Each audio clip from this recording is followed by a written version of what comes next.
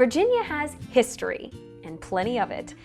There are few states in the US that compare. One of the original 13 colonies, and the location of Jamestown, the first permanent English settlement, Virginia features some of the oldest homes in America, but none as old as this.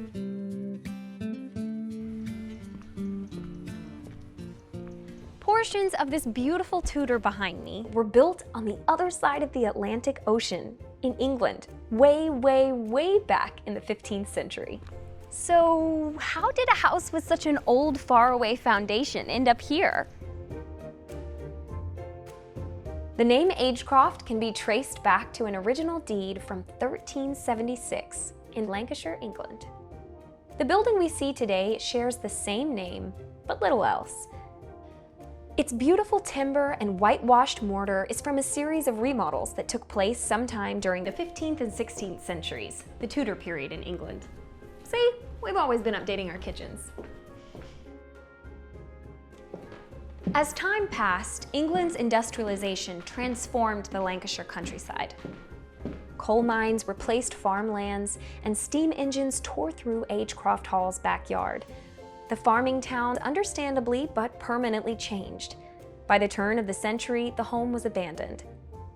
400 years of history left to rot. Enter a certain Mr. Thomas C. Williams, Jr. of Richmond, Virginia.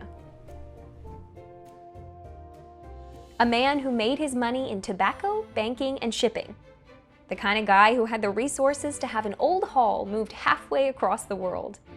And exactly the type that wanted to leave a lasting impression. The ultimate flex? Bring Elizabethan England to America. He and his wife consulted architect Henry G. Morse and found Agecroft Hall. They bought it immediately.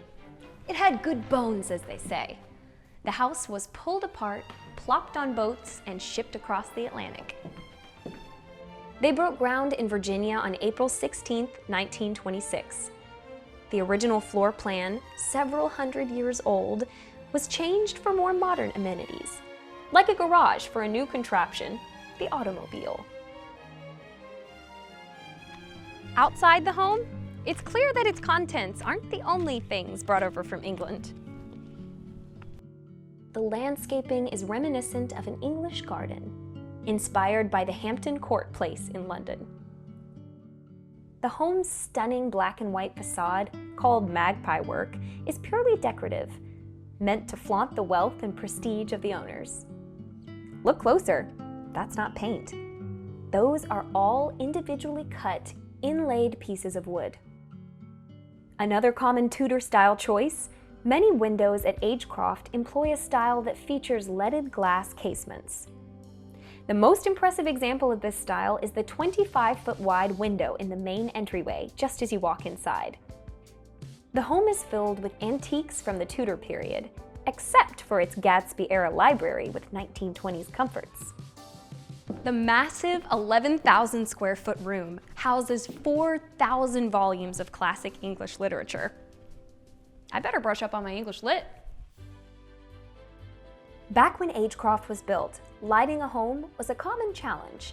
They used all sorts of methods like candles, rush lights, sconces, and chandeliers to illuminate life after the sun went down. The centerpiece of this room, the home's hearth, played a vital role in family life in Elizabethan England. A place to gather, keep warm, and relax. And these huge tapestries weren't just for decoration and showing off wealth. They worked like insulation, covered damaged walls, and offered warmth and privacy as canopies over beds. The beds at Agecroft are also of the era. Back then, beds were custom made and obscenely expensive. So much so that they were willed down like assets through families. And this was the 16th century. Mattresses weren't made with metal springs. They used tightly strung ropes, adjusted using a bed winch. When someone says sleep tight, they're unintentionally referencing this medieval phrase. Better tighten your bed's ropes for a comfortable sleep. The construction of Agecroft Hall was officially completed in the spring of 1928, and a year later, Williams passed away. His will specified that the estate would eventually be transformed from a house into a museum. His wife Elizabeth spent 40 more years here, until 1967 when she left and fulfilled her late husband's wishes. And by 1969, the hall was open to the public. Today, Agecroft Hall is dedicated to education and the arts, with a focus on Shakespeare and the centuries of English daily life from the 16th century to today. Did you know Shakespeare willed his wife his second best bed? No? Now you do. Want to own a Tudor in your neck of the woods? See what's available right now on rockethomes.com.